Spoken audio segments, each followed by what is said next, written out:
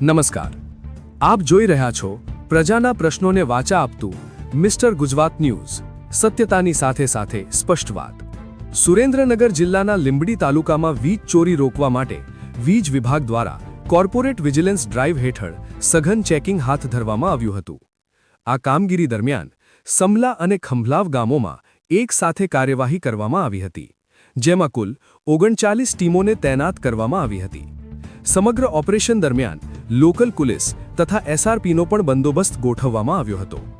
અધિક્ષક ઇજનેર એનએન અમીનની હાજરીમાં ટીમોએ બંને ગામોમાં ઘરગથ્થુ અને વ્યાવસાયિક મળી 500થી વધુ વીજ કનેક્શનોની તપાસ કરી હતી। ચેકિંગ દરમિયાન આશરે 90 જેટલા કનેક્શનમાં ગેરરીતિ તેમજ વીજ ચોરીના કેસ ઝડપાયા હતા।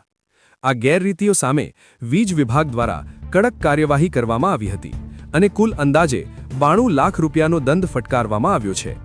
વિગતો મુજબ સમલા ગામમાં 48 કનેક્શનમાં ગેરરીતિ ઝડપાતા અંદાજે 47 લાખ રૂપિયાનો દંડ કરવામાં આવ્યો છે, જ્યારે ખંભલાવ ગામમાં 42 કનેક્શનમાં ગેરરીતિ ઝડપાતા લગભગ 45 લાખ રૂપિયાનો દંડ કરવામાં આવ્યો છે।